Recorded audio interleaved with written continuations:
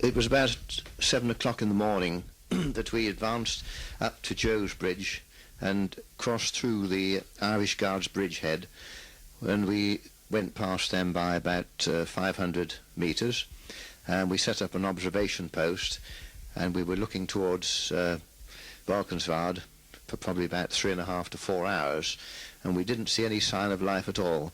But that is quite ominous. If you don't see them, they're usually there somewhere. About 12 o'clock, Lieutenant Buchanan Jardine came up in support of our troop, and half an hour later I set off in my scout car with Buchanan Jardine following, and we advanced up the road slowly to start with, zigzagging across the road in the hope that if there were any 88mm there, 88mm guns there, they wouldn't hit us. We had proceeded for about 2 or 3 kilometres, and we met Father Goetz. We stopped and had a word with him, and then continued our advance towards the bridge. Having gone another few kilometres, a German staff car pulled out from the right-hand side of the road, which is on the east, and proceeded up towards Valkenswaard. There was a driver and 2 officers in the car, and they were obviously very surprised that we didn't shoot them. But it had been my intention to shoot them, but I thought, well, we're not going to do very much good by that, so probably better to follow them and see if we get through the German lines that way. It succeeded, inasmuch that we got up as within about 50 metres of the bridge over the Lommel, and my driver spotted it very quickly. There was a Mark IV tank on the bridge, just reversing into the side of the road, taking up a firing position.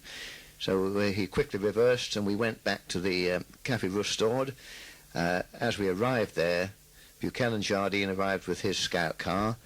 We pulled into the pub, and the people in there came out, and I recall having had a few brandies. I think it was only a few.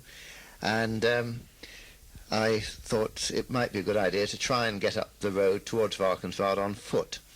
So I set off and went through the woods for about a mile, and I ran into a German patrol.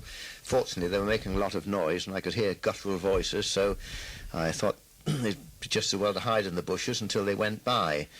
They disappeared, and I went back and reported to Buchanan Jardine what the situation was, and told him that I'd try another route on foot, which I did, but again I met another German patrol, and obviously there's no time to sort of hang around, discretion being the better part of valour. I went back and told them exactly what was happening, and it would only be a matter of time before we were discovered. I suggested that we go straight back to the bridgehead.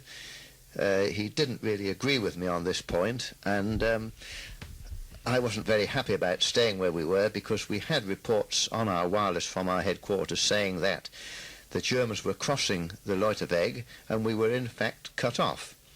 So without any more ado, I said to my driver, get in and go back, drive like hell, which he did, and Buchanan Jardine followed.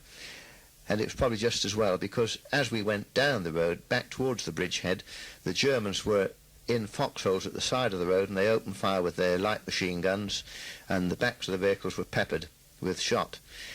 But I think the most redeeming feature of it all was that as we had left the bridgehead, one of the Irish guards said to me, "If you come back, we promise not to shoot at you." They kept their word, and we got back safe and sound.